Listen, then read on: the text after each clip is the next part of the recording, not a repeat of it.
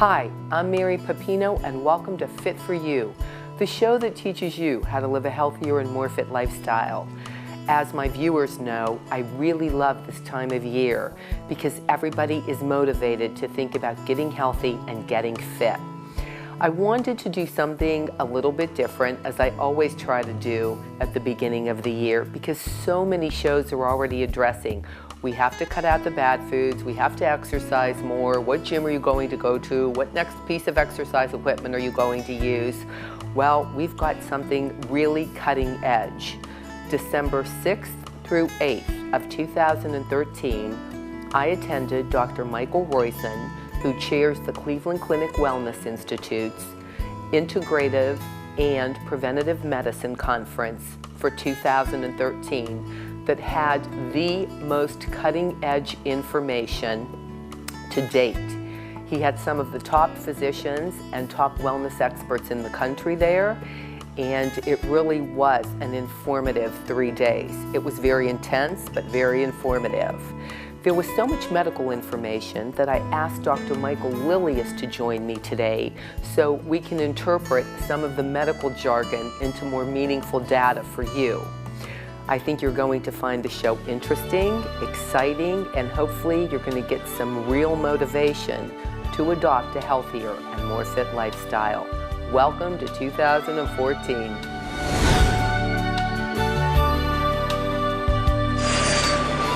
I welcome my dear friend and one of our country's finest doctors of internal medicine, probably in the world, Dr. Michael Lileas.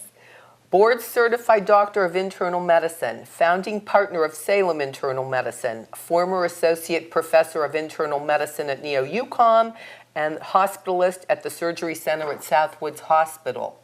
My dear friend, thank you. Thank you for having me here. And what our viewers don't know is all the time you have spent behind the scenes combing through the information that was obtained at the Integrative and Preventative Wellness Conference I attended in Vegas. I came back with a series of PowerPoint slides this big. Half of you understood them all. I think I understand about half and understand them a little bit better thanks to you in our prep. But I wanted to talk about, what are the wows of preventative and integrative medicine for 2014? And I think we're going to hit on some interesting things.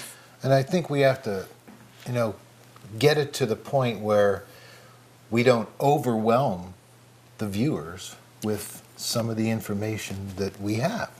Yeah. Because some of that information is above us. It's just... Above us, not above right. You. Well, even above me in certain areas of this research, because a lot of it is research and evidence-based medicine, but some of it is opinions. And we have to try and dissect what are the opinions versus what's really good for the person.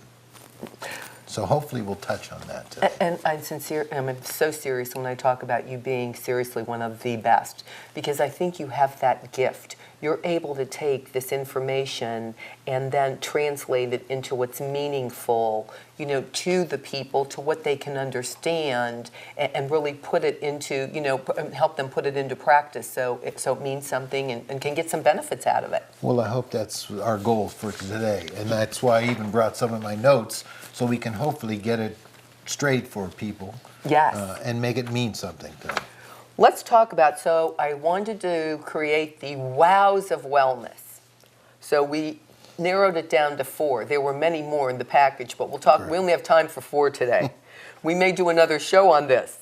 The wows of wellness, number 1, I think is balance is key. How do we achieve and maintain the right chemical balances for our bodies?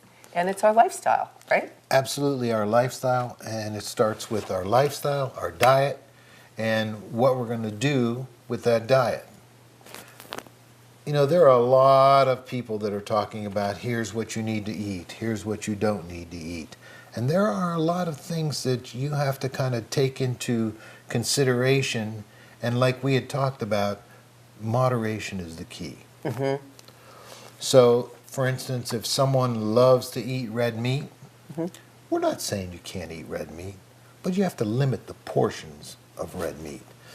If you like carbohydrates, potatoes, pasta, things like that, We're not saying not to eat them, but limit them, especially if you're diabetic. Part of the big thing with carbohydrates is that they're broken down to simple sugars. When that simple sugar in your bloodstream is below 110, it's great for your heart. When that simple sugar is below 250, it's good for your brain.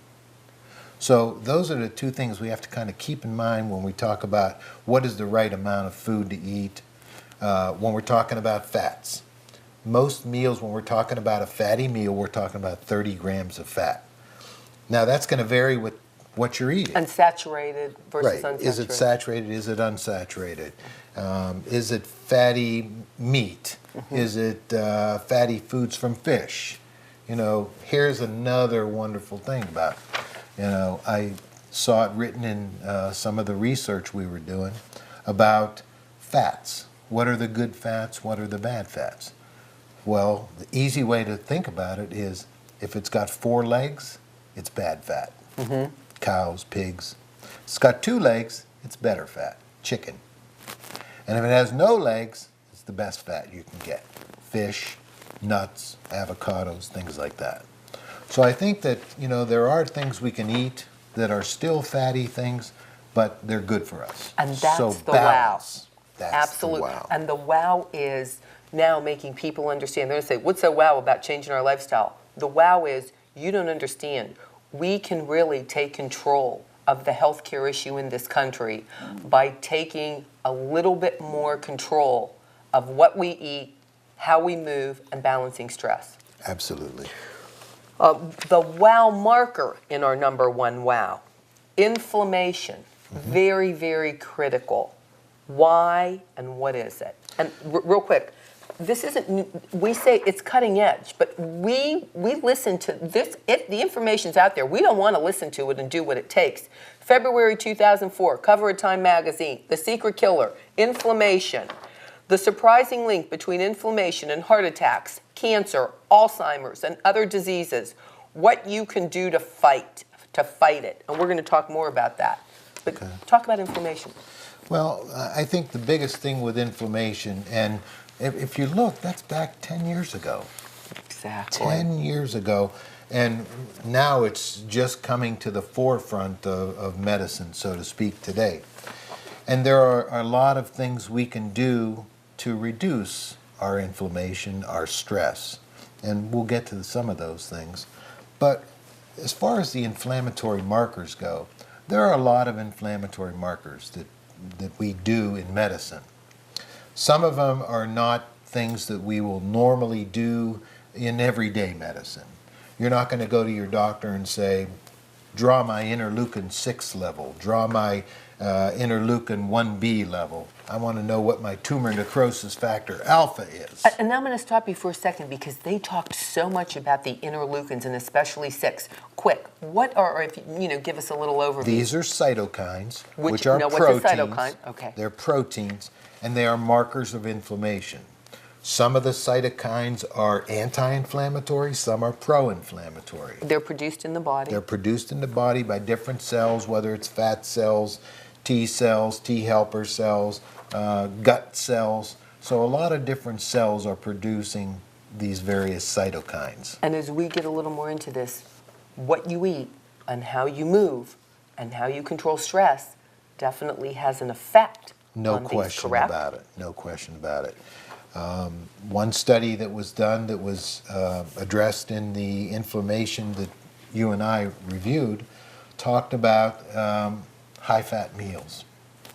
And high-fat meals, 30 grams of fat or more, how they increased the levels of various circulating inflammatory cytokines. Interleukin 6, interleukin 8, interleukin 18, tumor necrosis factor alpha. These are all bad things if they're elevated on a regular basis. And a high-fat meal triggers these. One of the other things that high-fat meals trigger is the narrowing of the arterial wall. The one study they did, they measured the brachial artery, the artery in the arm here. And they put a blood pressure cuff and they narrowed it and they, caused if you blow up the blood pressure cuff, it will cause the artery to narrow and reduce the blood flow.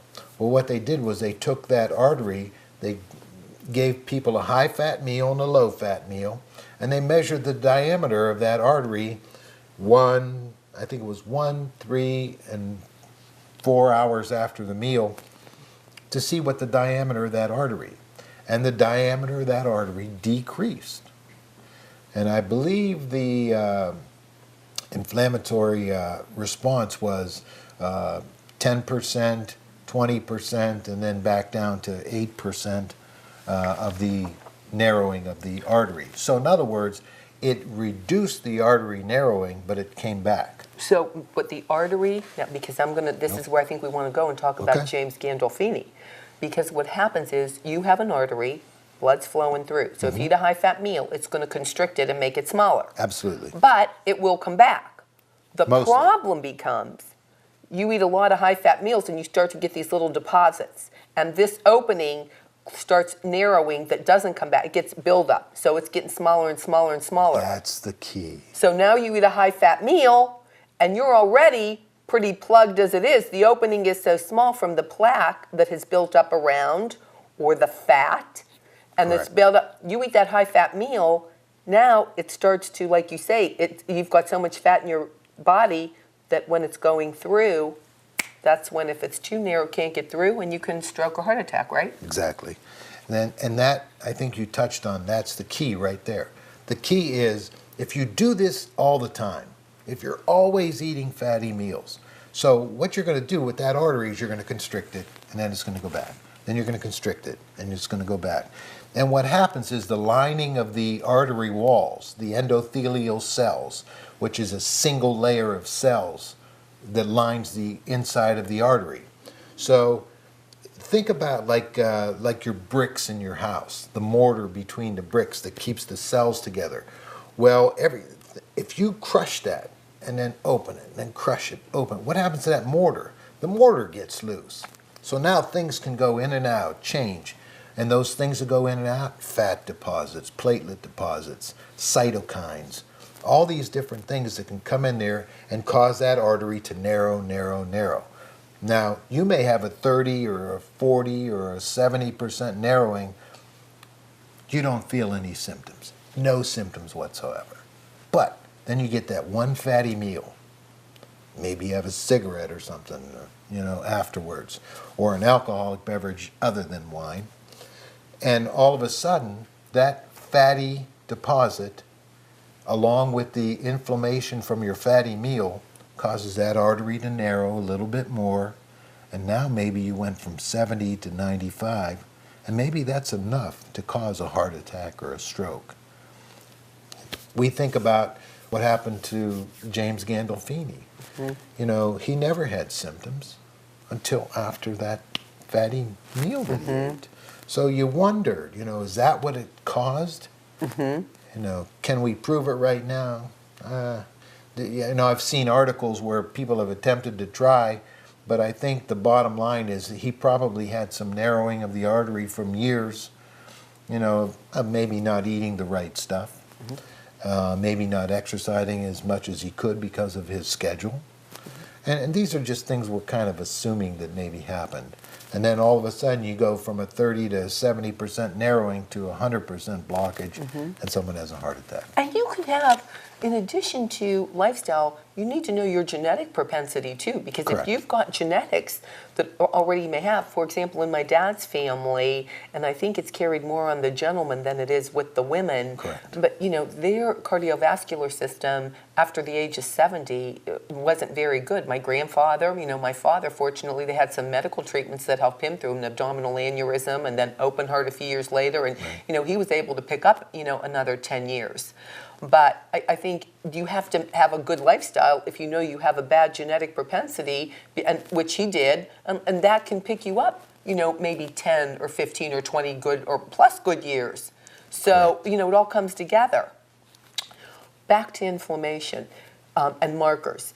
Talking about what we are, that's why I think blood pressure is a critical marker of understanding your health. You agree? And Correct. that's something that you need to pay attention to for some of the things we're talking about. Doesn't it give you somewhat of an idea of how good your vascular system is functioning? Correct.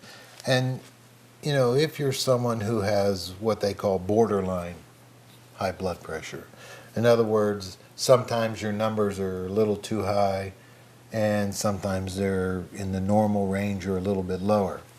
Well, those people, you know, tend to kind of ignore the fact that if you watch the fatty deposits, the fatty meals, if you watch, and this is not for everybody who has high blood pressure, but certain people are responsive to sodium, salt, and certain people are responsive to exercise. Exercise has been shown, and this is exercise in moderation, to lower the blood pressure. So I think that we have to really kind of watch all of these different things that we have that we can change. And there are some things, like you mentioned, the genetics. We can't change that. We can't change who our parents were, who our relatives were. But we can change some of the things that are perhaps in our own body and We the can way trigger we the do negative things, or we can accentuate the positive. That's a very good thing. And you know, everybody wants to look at that darn scale. I'm not saying it's not important, but I think about the things you should be looking at are, you know, about fitness. Are you fit? Not just your scale weight, your percentage of body fat, Correct. your cholesterol, your HDL, the good, your LDL, the bad. There again, if you've got a high LDL, which is the bad cholesterol, it could mean those arteries are starting to clog up, right? Correct. And, you know, since you brought that up about the HDL, the LDL, one of the other critical markers that we had mentioned about inflammation, you know, we're not going to usually do interleukins. That you're not going to check those. It's just not feasible. It's not cost effective. But there's a high sensitivity C-reactive protein, which is a measure of inflammation. That's been shown to be elevated in people with heart disease. So if you try to keep that C-reactive protein normal or lower than normal, that's going to be another risk factor that you can reduce. That is associated with stress. And we're going to talk big time about stress. You know, and I think we start to see a lot of these things manifest as we get, you know, into our 40s, then our 50s and our 60s, because it takes time for some of this to build up. And naturally, the body's ability to reproduce better cells is much better when we're younger, right? Correct. So it slows down as we get older. We have these negative things building up if we're not paying attention to our lifestyle. You know, genetics working against you. Correct. All of it comes together. Let's talk about how we can achieve the goal of relaxation and the inflammatory reflex. The nervous system automatically regulates different things. Our inflammation regulates, like how our body works, our heart rate, our digestive system, involuntary systems that go on in our body, correct? Right, that's our autonomic nervous system, the sympathetic and the parasympathetic. The sympathetic being the fight or flight, you know, when you're afraid of something, when something scares you, when something is very sudden and all of a sudden you're surprised. That's your sympathetic nervous system that kicks in real quick, raises your heart rate, raises your blood pressure, and gives you the epinephrine, the increased cortisol to run or stand there and fight. Once that system kicks in, parasympathetic kicks in, lowers your heart rate, lowers your blood pressure. In some people, if it does it too quickly, they have what they call a vagal response. Moi, the queen, since Absolutely. I was little. I go, from when I was a little girl, if I would see a bad accident, I'd get really nervous. Now, if I would see something like, you know, somebody bleed, that's why I could never be in the medical profession. I literally, like, I get, you know, kind of like real sweaty, clammy, and I pass right out. Right. And that's those two systems, okay? Sympathetic first is the yikes, and the parasympathetic is, oh boy. Yeah. So those are the things that happen to people when they have those kind of reactions. And it's not necessarily a bad thing, right? It's putting the No. body back in, trying to get the body calm. Right, and you know, you sort of have to know your body.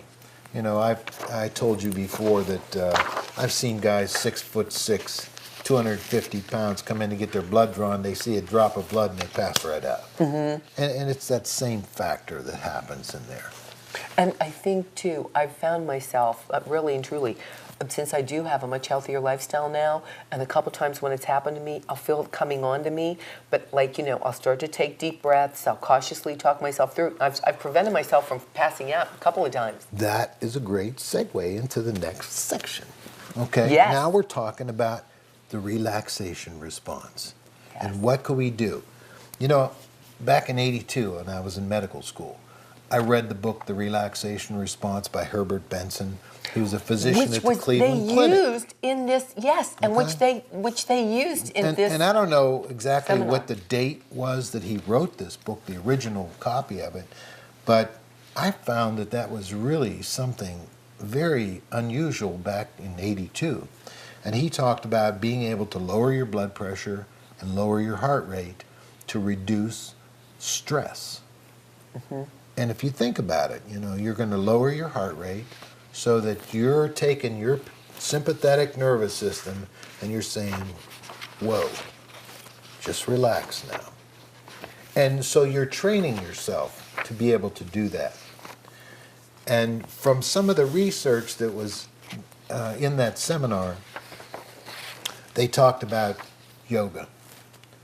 They talked about being able to take your relaxation response to the next level. Mm-hmm. And they talked about the yoga masters being able to reduce their body's stress by lowering their heart rate, lowering their blood pressure, and causing this inflammatory response to go down.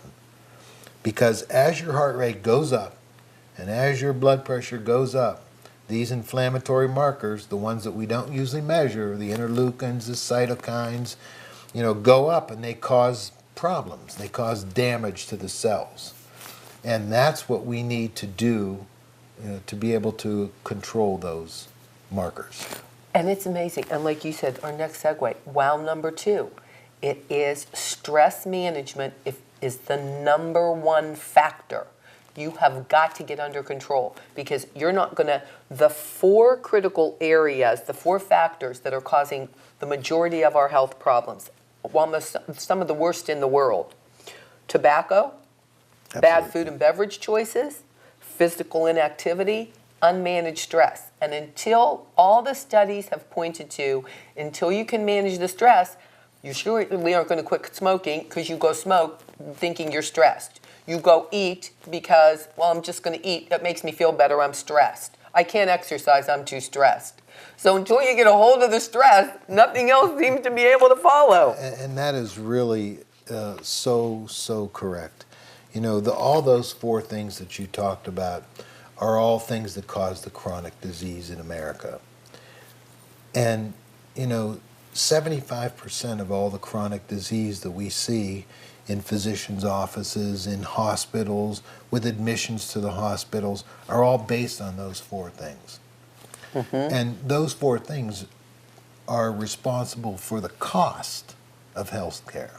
Mm-hmm. The average amount of money that is spent per individual per year because of those markers is about $6,000 a year per person. Now just think if you can reduce that by half. Yes. You've reduced the healthcare budget substantially. You would absolutely fit, like you said, you would fix the healthcare problem and you would fix our deficit. It's so much is driven by healthcare. You are absolutely correct. Studies are now proving that. Absolutely true. Let's talk about cortisol a little bit. Okay. Because it is part of this, you know, whole stress conversation. What is cortisol? Cortisol is a hormone produced by the hypothalamic pituitary adrenal axis, starting in the brain, going down to the pituitary gland and the hypothalamus. And what happens is that it's response to stress. So when you have a stressful event, such as you're scared, and we see that your epinephrine goes up, which causes your blood pressure and heart rate to go up, and then the cortisol level will go up too.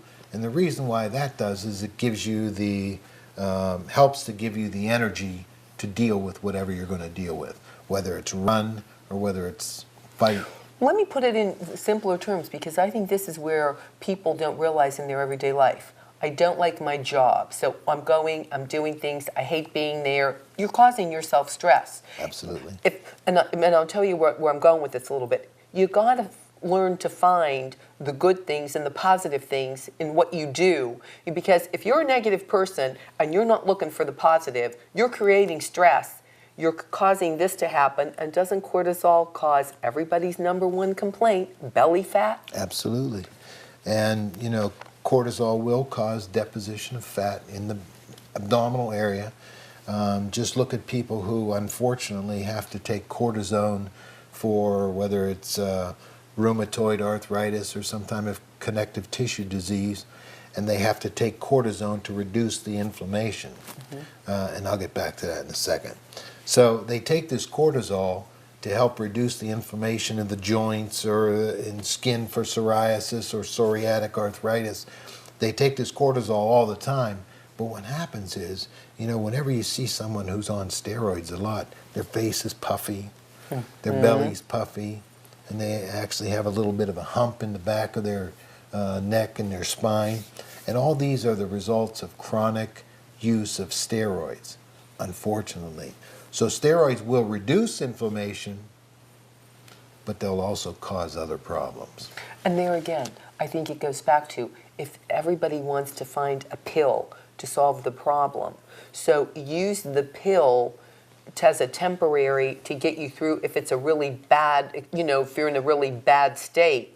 But then start to adopt the healthier lifestyle elements that will put you on a path that will prevent you from having to need the medication maybe or as much of it over the long term. Correct. I think that's key. You've done a lot of studying on sleep, and sleep is a really important part of relaxation, because people think, okay, I go to bed, I have the television on, I have a light on, or I slept, or then blah blah blah. That's not good sleep, right? No. And you know, the first thing I always tell people about sleep, if someone's complaint, and the usual complaint is, I don't sleep very well. Okay, so you have to think about what's going on in the bedroom. Is the TV on? Is there noise? Is there light coming in? Does the light come in early in the morning too quickly? And all these things have to do with sleep hygiene. You know, did you have a drink before you went to sleep? Did you have a cigarette before you went to sleep?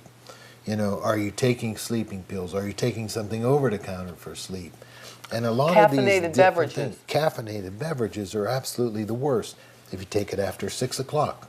How about eating a high-fat meal or a big meal before you go to sleep? Eating high-fat meals, same thing. All these different things can cause inflammatory changes. The lack of sleep can cause the buildup of the interleukin-6. Okay, so all these things, now you're back to those cytokines. And again, those have been measured in research models, but it's not something we normally or measure in people. But we can fix sleep hygiene. We can tell you, here's how you sleep. You know, don't use the bedroom for anything but sleep or sex. And that is a problem for people. If you're using it to work on your computer, you're using it to watch TV, then you're training your body to say, the bedroom can be used for anything. But if you tell it, it's just used for two things, sleep and sex, then it makes a difference for people. And that is a very healthy approach. Absolutely. Is sleep apnea real? Absolutely. Very common. Probably in the general population, it's about 5% of people. Now, if you think about, you know, over 200 million people in the country, that's pretty high. Can you control it with, granted, I know you need the CPAP. CPAP? But if you lose weight, you adopt healthier lifestyle, get some exercise. It can reduce the risk, or it can help actually reduce the problem that you have. if, for instance, you're kind of a borderline case, and you have to be on CPAP, because you stop breathing a certain amount of times at night, and then all of a sudden you lose 10% of your body weight, that will possibly put you over the edge to the point where you don't need the CPAP. Mm-hmm. So yeah, there is a big difference. Or it may cause you to if you go from, say, a pressure of 15 down to a pressure of 10, which is a big improvement. Mm-hmm. And see, I think this is another great example. The medical profession has things to treat, whatever your immediate ailment, illness, problem is. But treat it and also incorporate the healthier lifestyle for the long-term goal of significantly reducing the medication. Diabetics, sleep apnea, whatever it is. The pill should be, or whatever the medication or the treatment is, should be the temporary fix until you get the journey going and you have been into the healthier lifestyle long enough that now you're getting that residual effect and you don't need necessarily the medicine or the medical device. So what you're saying is to incorporate healthy lifestyle changes, yes, before you get to that point. Or where you need the pills. With. With. Or When you get to that point, you definitely need to go to your doctor, and you definitely may need the CPAP. You need your diabetic medication, but you may need this much of it when you start. While you're doing that, start to incorporate a healthier lifestyle so that the medication or the medical needs can maybe get to here. You can significantly reduce how much exterior medical help you need, and you can be healing your body from within and keeping it on a much healthier path. Truer words were never spoken. Yeah, and you know what? And that's the whole thing with you teach medical students, residents. Adopt healthy lifestyles first, and then base everything else treatment-wise on what they do and the results of that healthy lifestyle. People kill me because now there are medications for cholesterol, right? I don't ever have to worry about eating a healthy diet because I can just take a pill and it'll control my cholesterol. Really? There you go. I mean, there's always a I don't care what pill it is, there's a positive, but there's some negative that goes along with. That's no excuse to say, okay, I'm not going to exercise now and I'm not going to pay attention to my diet. You agree? We live in a pill-popping society. I know, I hate it. I hate it.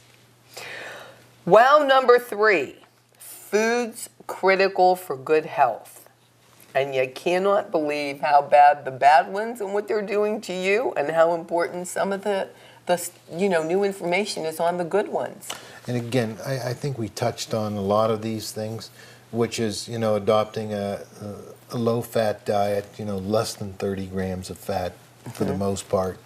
The omegas, the omega-3, and what Dr. Roizen, in his discussion, he focused on the odd omegas, the omega-3, 5, 7, 9, and all the different types of foods that contain these types of minerals and vitamins.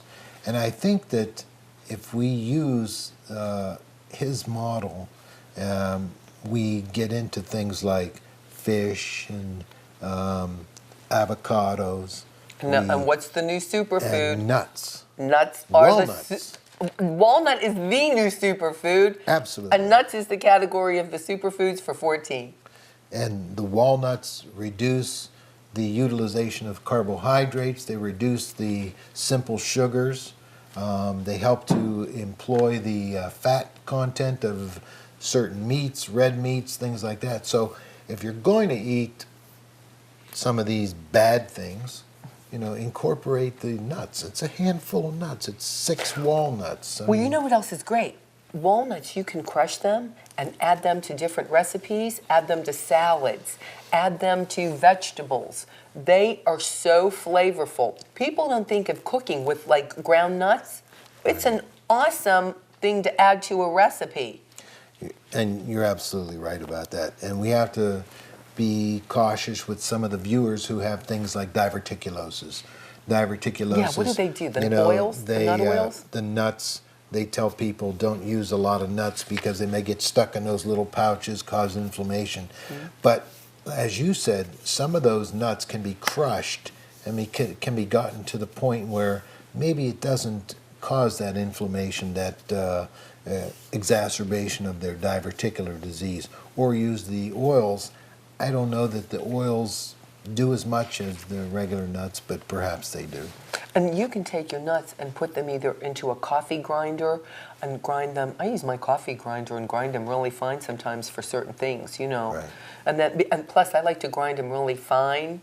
A Mary tip, because then they go farther, right? So I have less nuts that go a lot farther. The bigger the chunk, the smaller they go. They don't quite, yeah. So I like to do Saves some money. Yeah, put a little water in the salad dressing to thin it a little bit. I have my little Maryisms that I've learned over the years.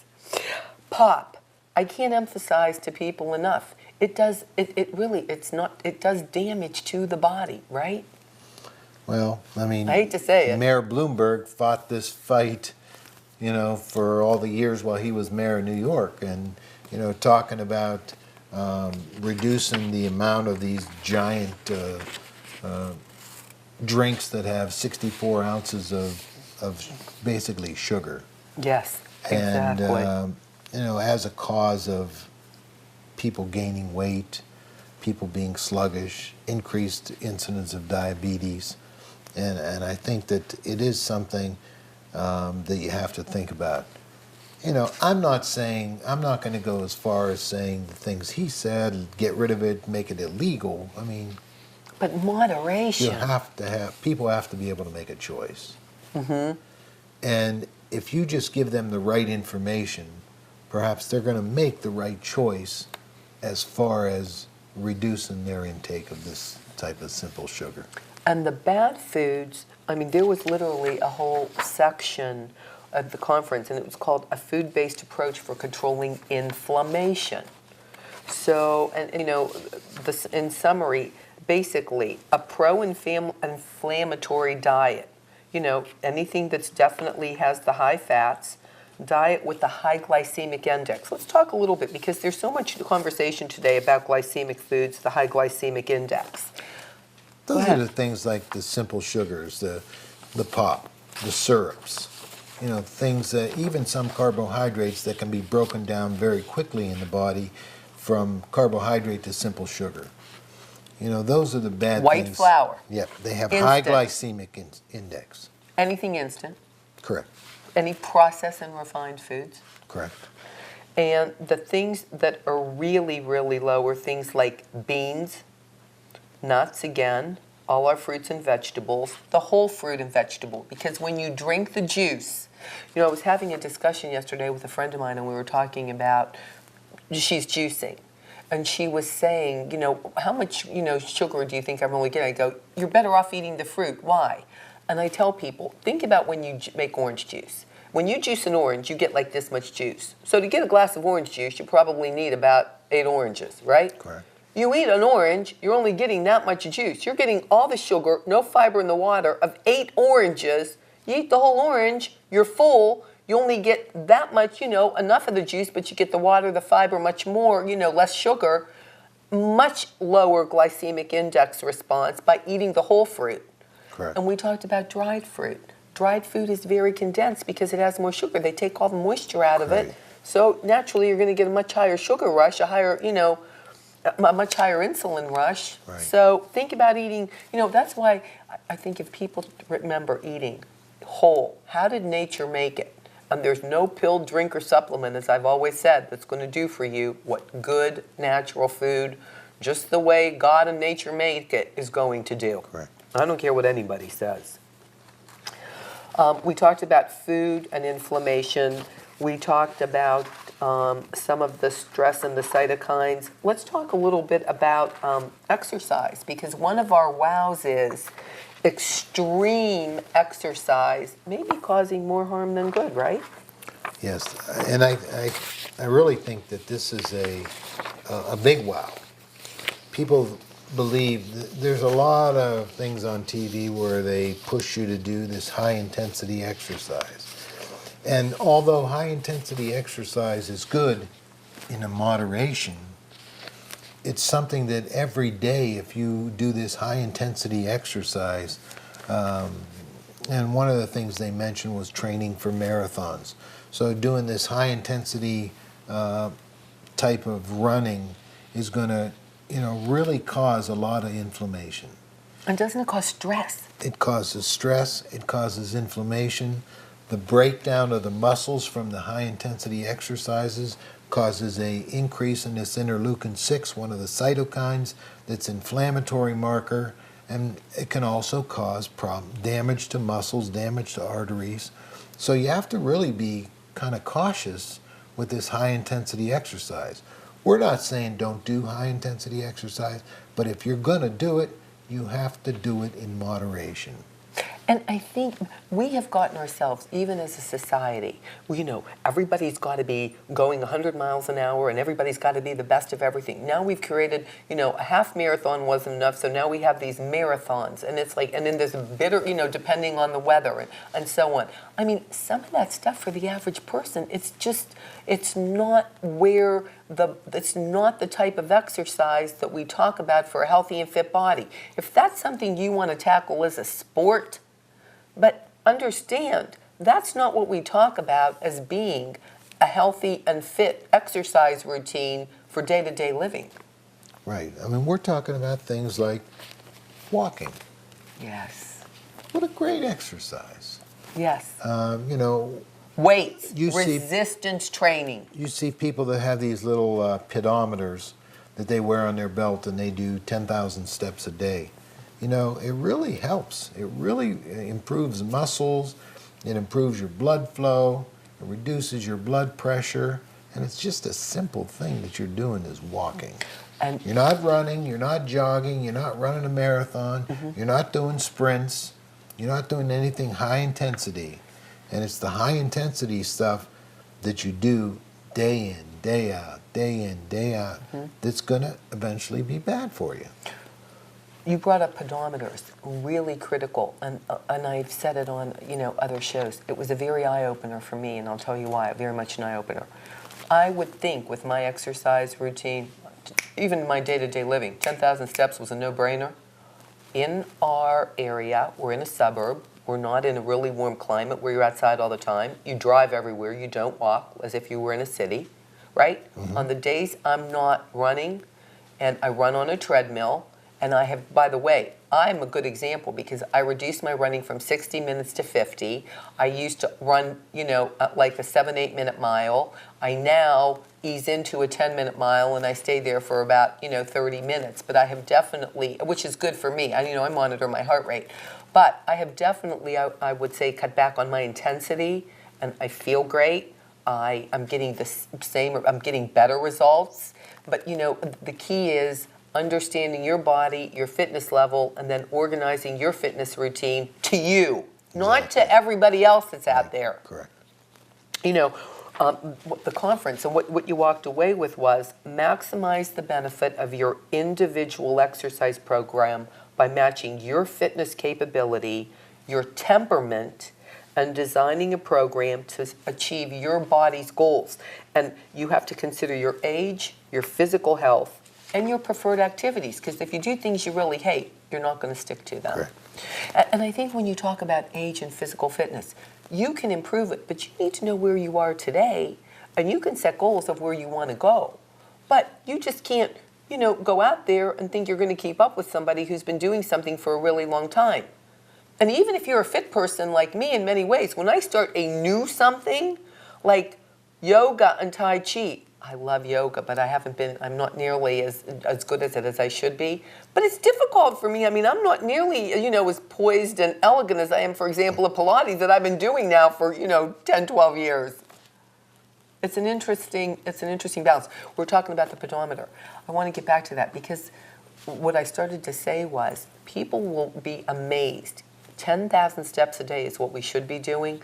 I'll bet you there are people out there that think they're doing maybe 5. I bet you they're not doing 1,000. It's hard. It Right. really is hard in our environment. So you need to understand your environment and figure out, schedule that activity, get that walk in there, whatever it's, march in front of the TV, put the pedometer on, get those legs moving. That's walking, that's moving. I've noticed that my brother does that all the time, and I noticed that he'll do that and he'll walk around the house. Oh yeah, And he'll it's just, you know, excellent. whether he has to make a phone call or whatever, he still walks around the house, Absolutely. up and down the steps. Yep. So I think in closing, our 4 wows we'll summarize. I don't know if there's anything special. Inflammation is critical. Pay attention to it. Are your eyes puffy? Do you have rashes? Do you have eczema? Do you have psoriasis? You know, are you bloated? Are you swollen? Illness means inflammation's going on somewhere, right? Correct. What about like your glands? Inflammation if you have swollen glands? Sure, if you have swollen glands, could mean a couple of different things. Could mean infection, could mean inflammation, could be a response to a virus, sinus drainage, you know, things like that. Persistent lymph node swelling is something that needs to be looked at. Get it checked. Yes. You know, puffy, I tell people, look in the mirror. Really give yourself, strip down, look in the mirror. What do you look like? And look for signs. Do you have big, puffy, you know, dark circles under your eyes? Do you have a lot of puffiness? You know, do you have a lot of belly bloat? Do you have, I mean, look at yourself. Number 1. Number 2, lifestyle matters. You know, pay attention. If you're, you know, you've got to get the stress under control, number 1, then you got to look at, are you smoking? And if so, you know, cigarettes have to go. If you're enjoying a cigar occasionally, you know, balance. Food and beverage choices, physical activity. What are you doing? Take control of your health. Correct. You know? Because as we said before, all of those things cost 75% of all the hospital costs Yes. and doctor costs that we see in the U.S. And, you know, that's like I said, people are the greatest master of their health. And you got it, you know, it's balance, balance, balance. And moderation. Correct. You cannot believe how important, like I said, your choices are in controlling information and your supplements. You want to look at what's, you know, a good multivitamin, depending on your age. We're talking a lot now about DHA, about vitamin D, because we live in a climate where we're not getting a lot of sun. Check with your doctor before you take any supplements. You like that? Absolutely, because they can easily measure your vitamin D level and let you know whether you're getting enough or not. Most people, I think one study that was done in Ohio showed that 85% of the people were at the low end of normal or below normal in vitamin D3 level. And you want to shoot for a level of like between 40 or 50 and 70, and a lot of people are running 30 or below. So you're probably going to need supplement for vitamin D3. And I like, you know, take your supplements with food, but look at them as to supplement what you're not getting in your diet, or what you're not getting enough of between your diet and your, you know, environment of where you are and where you live. And I think, you know, it's not just about the vitamins. It's about now some of the healthy fats. Like, look at your omegas, right? We're getting a lot of omega-3.